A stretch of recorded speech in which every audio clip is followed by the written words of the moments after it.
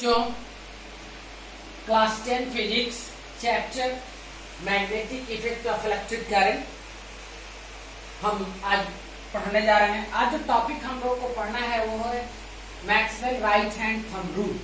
Maxwell ने एक दाहिने हाथ से एक नियम बनाया था, दाहिने हाथ से संबंधित नियम, जो हमें किसी स्ट्रेट कंडक्टर से जब इलेक्ट्रिक करंट गुजरता है तो किस डायरेक्शन में मैग्नेटिक फील्ड बनेगा, मैग्नेटिक फील्ड लाइंस के डायरेक्शन को बताने के लिए इन्होंने नियम बनाया। उसको हम लोग थोड़ा सा समझेंगे। जैसे सपोज कीजिए, पिछले क्लास में हमने आपको बताया भी था कि सपोज कीजिए कि अगर कोई स्ट्रेट कंडक्टर है जिसमें इलेक्ट्रिक करंट डाउनवर्ड डायरेक्शन में फ्लो करता है, इस पॉइंट पे यदि हम विचार करते हैं तो इसके चारों तरफ मैग्नेटिक फील्ड लाइंस बनते हैं कंसेंट्रिक सर्कल्स के रूप में, जिसे हम इसके पहले वाले लेक्चर में आप लोगों को बता चुके हैं। लेकिन यहाँ पर एक क्वेश्चन राइज करता है कि ये मैग्नेटिक फील्ड्स का डायरेक्शन हम किधर है। जैसे सपोज कीजिए कि ये एक स्ट्रेट कंडक्टर है, इससे इलेक्ट्रिक करंट डाउनवर्ड डायरेक्शन में ऊपर से नीचे की तरफ फ्लो करता है, तो मैग्नेटिक फील्ड लाइंस तो बन रहे हैं, ठीक है। ये मैग्नेटिक फील्ड लाइंस क्लॉकवाइज घूम रहे हैं या एंटी क्लॉकवाइज घूम रहे हैं, इसके डायरेक्शन को समझने के लिए मैक्सवेल ने एक नियम दिया। क्या उन्होंने नियम दिया? उन्होंने नियम दिया कि let us suppose that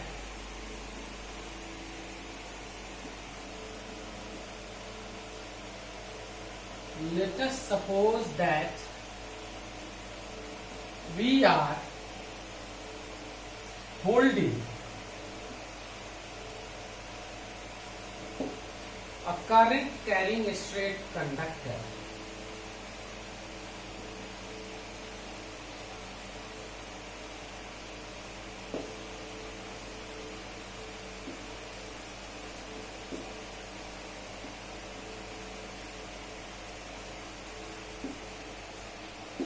in our right hand.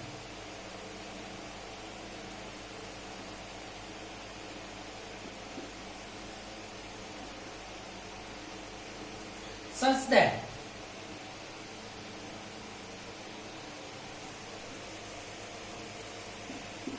our thumb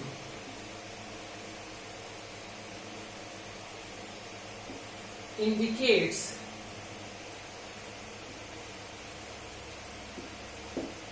the direction of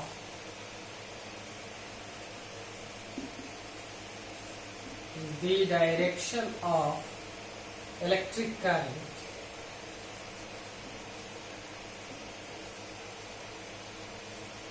then our remaining fingers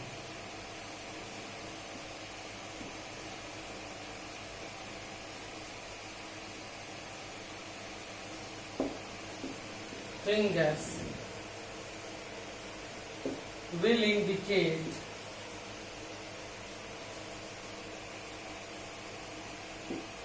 the direction of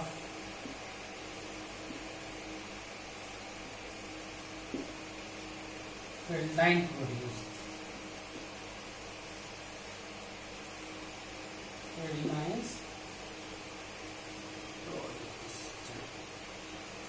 ये नियम क्या कहता है, जरा हम लोग इसको समझे। बहुत आसान है। कह रहे कि let us suppose that we are holding a current carrying a straight conductor in our right hand. कल्पना कीजिए कि हम अपने हाथ, दाहिने हाथ में एक करंट कैरिंग कंडक्टर, सपोज कीजिए जो हमारा मार्कर है ये करंट कैरिंग कंडक्टर है जिसे हम अपने दाहिने हाथ में पकड़े हुए हैं in our right hand, such that our thumb indicate the direction of electric current। हमारा थंब ऐसे पकड़ना है, हमारा थंब इलेक्ट्रिक करंट जिस डायरेक्शन में हमने बनाया है, इलेक्ट्रिक करंट डाउनवर्ड डायरेक्शन में है, हमारा थंब अगर इलेक्ट्रिक करंट के डायरेक्शन में है तो आप जरा ध्यान दीजिए, यहाँ पे इलेक्ट्रिक करंट ऊपर से नीचे की तरफ में मेरे मार्कर में बह रहा है, दैट इज कंडक्टर। सपोज कीजिए हमारा थंब उसी डायरेक्शन में घुमा हुआ है जिस डायरेक्शन में इलेक्ट्रिक करंट। नियम कहता है then our remaining fingers will indicate the direction of the field lines। तो अब जो हमारे ये चार उंगली बाकी हैं, ये चार उंगलियां बताएंगी फील्ड लाइंस का डायरेक्शन, कि किस डायरेक्शन में फील्ड लाइन घूम रहा है। यानी कि जैसे अगर अंगूठा नीचे है तो ये फील्ड लाइन हमारी उंगलियों का डायरेक्शन कैसे होगा, ऐसे शुरू हो रहा है, ऐसे जा रहा है, तो इस तरह से घूम रहा है फील्ड लाइंस, इस तरह से। यानी कि इसमें एरो यहां पर लगा देंगे इसके डायरेक्शन को बताने के लिए। ये डायरेक्शन हो जाएगा फिर समझिए, सपोज कीजिए कि अब हम लेते हैं एक दूसरा स्ट्रेट कंडक्टर लेते हैं जिससे इलेक्ट्रिक करंट मूव कर रहा है। इसमें इलेक्ट्रिक करंट ऊपर की तरफ जा रहा है, तो ऊपर की तरफ जा रहा है। एक पॉइंट पर विचार करेंगे, यहाँ पर फील्ड लाइंस तो बनेगा, ऐसे बनेगा कंसेंट्रिक सर्किल्स के रूप में। अब हम जरा इसे देखेंगे कि इसमें एरो हम इधर लगाएं या इधर लगाएं, ये प्रॉब्लम है, ये पता नहीं चल रहा है। इसको हम बहुत आसानी से आप लोगों को समझा रहे हैं, इसको समझने की कोशिश कीजिए, बिल्कुल समझ में आ जाएगा। जिस डायरेक्शन में इलेक्ट्रिक करंट जा रहा है उस तार को पकड़िए, उस वायर को, कंडक्टर को पकड़िए, ऐसे पकड़िए, दिखाई दे रहे हैं, ऐसे पकड़िए। जिस डायरेक्शन में इलेक्ट्रिक करंट जा रहा है उस डायरेक्शन में अपने अंगूठा को कर दिए और इसको हम अपने हाथ और वायर से अपने हाथ को हटा दिए। अब ये बाकी जो 4 उंगलियां हमारी है, ये उंगलियां अंगूठा को छोड़कर, उसका डायरेक्शन ऐसे घूम रहा है, तो इसलिए इसमें जो हम लोग लगाएंगे डायरेक्शन वाला एरो, वो इस तरफ लगेगा, ऐसे।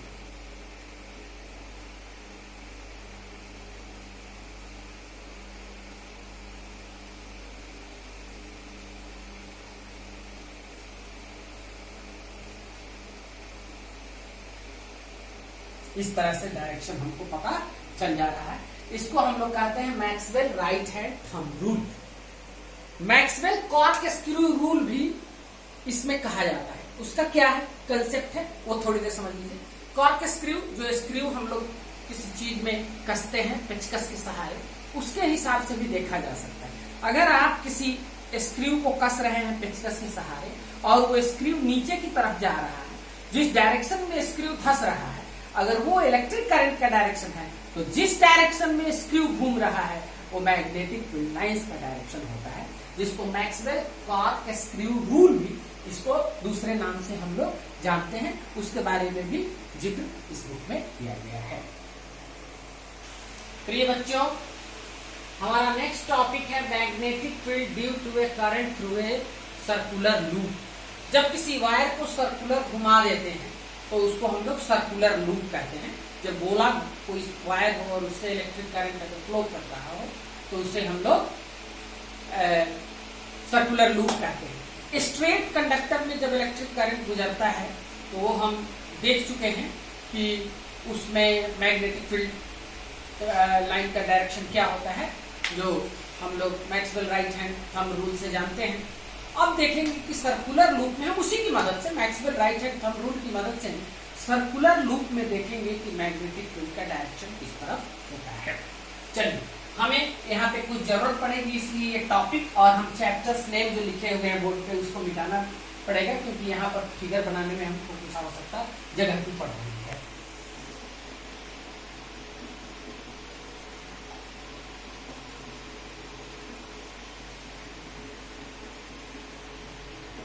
आइए प्रिय बच्चों, ये बैटरी लगाए हुए हैं जिससे इलेक्ट्रिक करंट पॉजिटिव टर्मिनल यहां से निकलकर ऐसे स्विच होते हुए स्विच को ऑन किए हैं और इस तरह से ये फ्लो कर रहा है इस सर्कुलर लूप। हमें विचार इस पे करना है, इस पे करना है। ये केवल अरेंजमेंट है इलेक्ट्रिक करंट के फ्लो का। हमें विचार इस सर्कुलर लूप पे करना है कि इसमें मैग्नेटिक फील्ड का डायरेक्शन किस तरफ हो रहा है। चलिए हम देखते हैं। यहाँ पे हम देखते क्या है कि इस पॉइंट पे विचार कीजिए। इस पॉइंट पे इलेक्ट्रिक करंट का डायरेक्शन ये है, इलेक्ट्रिक करंट ऐसे बह रहा है, इस डायरेक्शन में फ्लो कर रहा है। हम इस पॉइंट पे विचार कर रहे हैं कि मैग्नेटिक फील्ड का डायरेक्शन कैसे है। मैग्नेटिक फील्ड जैसा कि स्ट्रेट कंडक्टर में हम लोग जानते हैं कंसेंट्रिक सर्किल्स के रूप में बनेगा।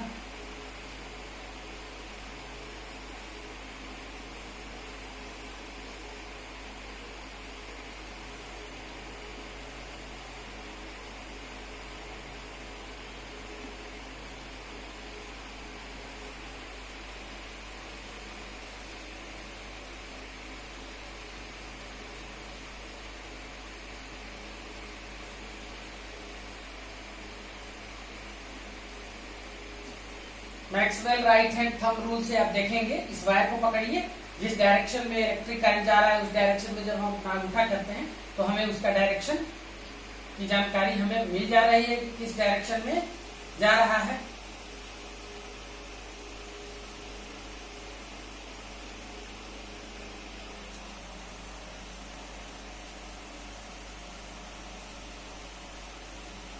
इस तरह से इस पॉइंट पे हमको मैग्नेटिक फील्ड मिला। थोड़ा यहां पे भी ध्यान दीजिए, जैसे जैसे हम किसी सर्कल का रेडियस बढ़ाते जाते हैं, जैसे दो सर्किल हम लेते हैं, एक छोटा रेडियस का, बहुत छोटा रेडियस का, और एक सर्किल लेते हैं बहुत बड़े रेडियस का। इस दोनों से एक छोटा आर्क हम काटते हैं, इतना बड़ा नहीं, थोड़ा सा और छोटा आर्क लेते हैं।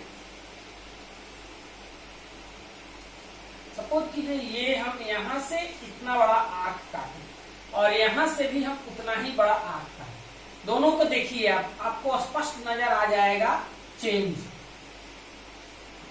नीचे वाली लाइन जो बड़े सर्किल का है, जिसका रेडियस बड़ा है, उसका आर्क ऑलमोस्ट स्ट्रेट है, और छोटा वाला सर्किल का जो आर्क लिए हैं, जिसकी लंबाई सेम है लेकिन चूंकि उसका रेडियस छोटा है इसलिए वो ज्यादा कर्व है, ज्यादा मुड़ा हुआ है। वही चीज यहाँ पे है। मैग्नेटिक फील्ड लाइंस बन रहे हैं कंसेंट्रिक सर्किल से, लाखों की संख्या में बनते हैं, लेकिन जैसे जैसे हम सेंटर से आगे जाते हैं, radius of the magnetic field line circle is increasing, और जैसे जैसे वो इंक्रीज जाता है ऑलमोस्ट स्ट्रेट होते जाता है, और जहां सर्कुलर लूप का सेंटर पड़ रहा है वहां पे लगभग वो स्ट्रेट, पूरी तरह स्ट्रेट नहीं होता है लेकिन लगभग स्ट्रेट लाइन के जैसे बिहेव करने लगता है। आइए फिर इस पॉइंट पे देखेंगे कि यहाँ पे कहां बन रहा है मैग्नेटिक फील्ड लाइंस, किस तरह से बन रहा है, उसी तरह से बनेगा बाबू। यहाँ भी डायरेक्शन ये है, हम ऐसे वायर को पकड़ेंगे, मैग्नेटिक फील्ड लाइंस का डायरेक्शन हम लोग लिखेंगे उसमें, और यहाँ पे मैग्नेटिक फील्ड लाइंस का डायरेक्शन हम बना रहे हैं, देखिए concentric circles.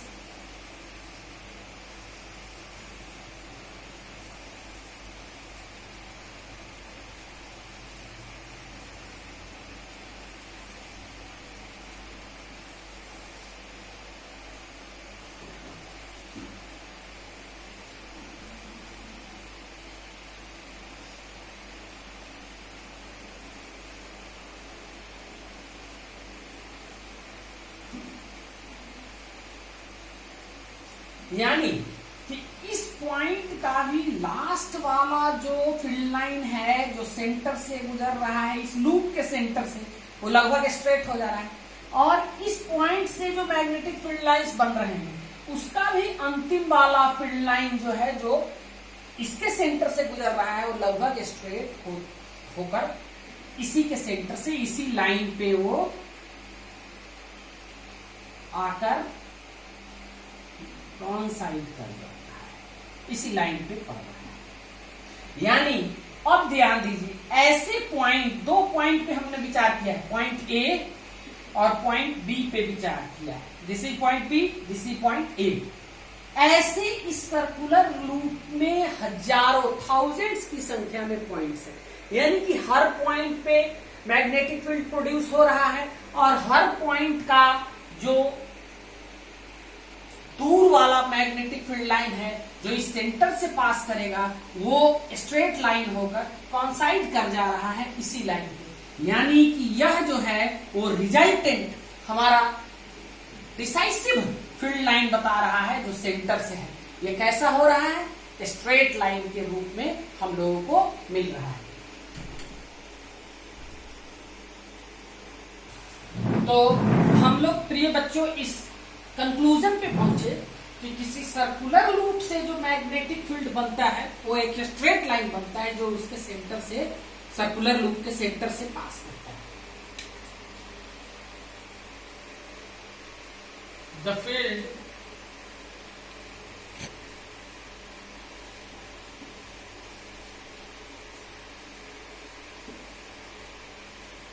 Produced by A current carrying solenoid,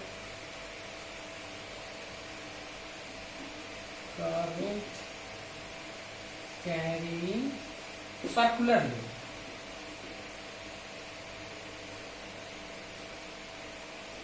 circular loop is a straight line.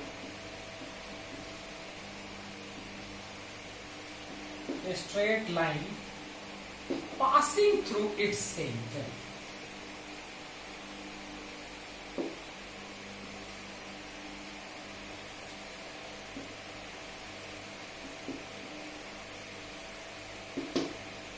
The field produced by a current carrying circular loop is a straight line passing through its center.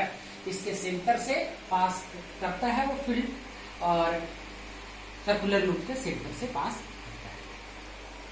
अब एक चीज पे ध्यान देना है प्रिय बच्चों कि अभी हमने जो सर्कुलर लूप देखा वो सिंगल टर्न का था। अगर इसमें सपोज कीजिए कि एन टर्न के सर्कुलर लूप हम लेते हैं जिसमें एन टर्न हो, यानी कि सपोज कीजिए इसमें 3 टर्न्स हैं तो उसमें हमें देखना है। चलिए इसमें हम इलेक्ट्रिक करंट की सप्लाई कर दें पहले।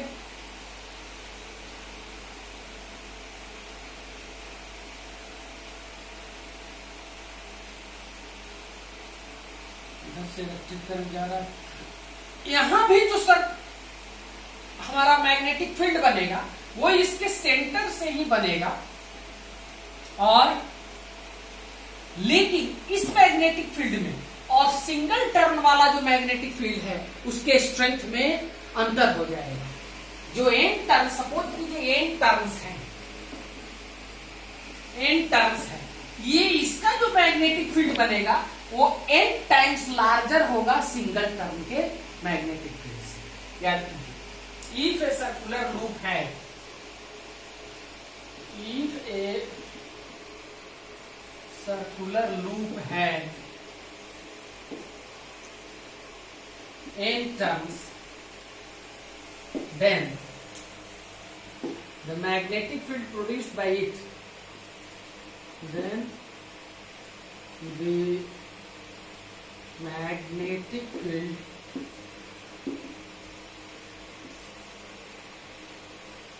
produced by it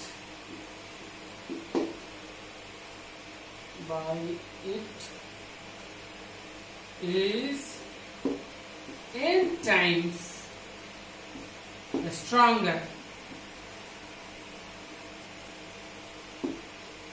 than the field produced by a single current. Then the field produced by a single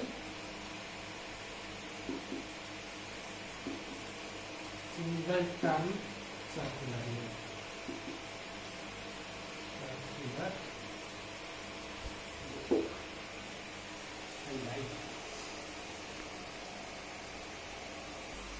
प्रिय बच्चों, अब जरा हम देखते हैं कि सर्कुलर लूप में जब इलेक्ट्रिक करंट पास करता है तो सर्कुलर लूप का एक फेस साउथ पोल के जैसे बिहेव करेगा और एक फेस नॉर्थ पोल के जैसे बिहेव करेगा। जो हम आप लोगों को बता रहे हैं कि कौन सा आपको साउथ पोल के जैसे बिहेव करेगा और कौन सा नॉर्थ पोल के जैसे बिहेव। सपोज कीजिए कि ये एक सर्कुलर लूप,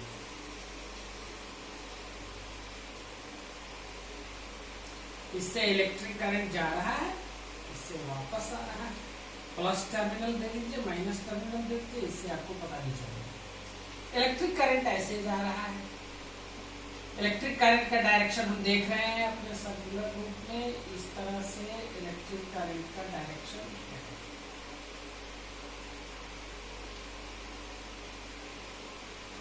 इलेक्ट्रिक करंट इस तरह से ऐसे एरो लगा हुआ, इस तरह से इलेक्ट्रिक करंट जा रहा है। इस सर्कुलर लूप का एक फेस, सामने वाला फेस नॉर्थ पोल है या साउथ पोल है, और उसके उधर वाला फेस नॉर्थ पोल है या साउथ पोल है। इसको जानने का एक साधारण सा तरीका है। क्या तरीका है? ये जिस डायरेक्शन में एरो है उस डायरेक्शन में आपको एम या एस लिखना है। जो इस पे बैठ जाए वो फेस हो जाए। जैसे देखिए मैं अभी लिख रहा हूं एस, देखिए आ गया, इस डायरेक्शन में एस आ गया। यानी कि इसका जो सामने वाला फेस है वो होगा साउथ पोल, जो हमारी तरफ है, मेरी तरफ है, या देख रहे हैं तो आपकी तरफ भी है, वो साउथ पोल होगा, और उसके ऑपोजिट साइड वाला बोर्ड के पीछे वाला फेस जो होगा वो नॉर्थ पोल होगा। दूसरा भी देखिए, एक सर्कुलर लूप बनाइए। अब इसमें इलेक्ट्रिक करंट के डायरेक्शन को थोड़ा चेंज कीजिए, इससे प्लस टर्मिनल कर दीजिए, इससे माइनस टर्मिनल बैटरी का। इलेक्ट्रिक करंट इधर से जा रहा है, इधर से वापस आ रहा है, यहाँ पे डायरेक्शन ये है। अब हम लोग एस या एन लिखेंगे, देखेंगे किस पर सेट कर रहा है। एस पे तो नहीं सेट करेगा, एस अगर बनाते हैं तो अपोजिट हो जा रहा है। एस अगर आप बनाते हैं तो एस तो उल्टे डायरेक्शन में जा रहा है, ये नहीं सेट किया, गलत हो गया। एन बनाकर देखते हैं, एन सेट कर जाएगा, एन सेट कर जाएगा। देखिए ये एन इसके डायरेक्शन में, यानी कि इस सर्कुलर लूप के जो दो फेस बने, एक सामने वाला फेस और एक पीछे वाला, तो जो सामने वाला फेस है वो हो जाएगा नॉर्थ पोल, और जो पीछे वाला फेस है वो हो जाएगा साउथ। एक और चीज ध्यान दे सकते हैं आप, अगर इससे नहीं आपको समझ में आ रहा है तो दूसरी चीज भी ध्यान दे सकते हैं। अगर ये क्लॉकवाइज डायरेक्शन में इलेक्ट्रिक करंट है, क्लॉकवाइज डायरेक्शन में इलेक्ट्रिक करंट क्लॉकवाइज डायरेक्शन, तब फील्ड होगा साउथ। इलेक्ट्रिक करंट, करंट सीधे लिखते हैं, ध्यान दीजिएगा, current in clock, clockwise direction, then south pole.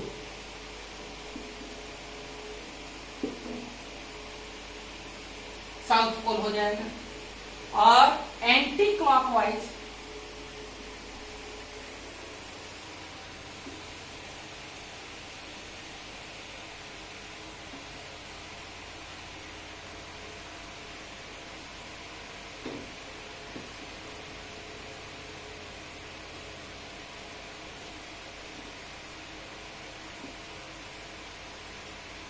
current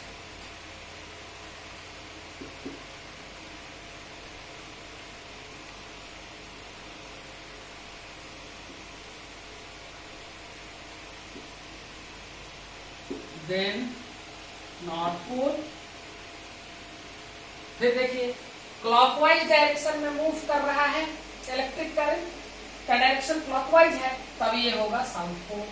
anti clockwise direction में मूव कर रहा है अगर इलेक्ट्रिक करंट, तब हो जाएगा north pole. Okay dear students, आज हम यही इस लेक्चर को कंप्लीट कर रहे हैं। आप लोग ध्यान से इस चैप्टर को पूरा पढ़िएगा, थोड़ा सा समझ पर आधारित। Okay, thanks a lot, thank you.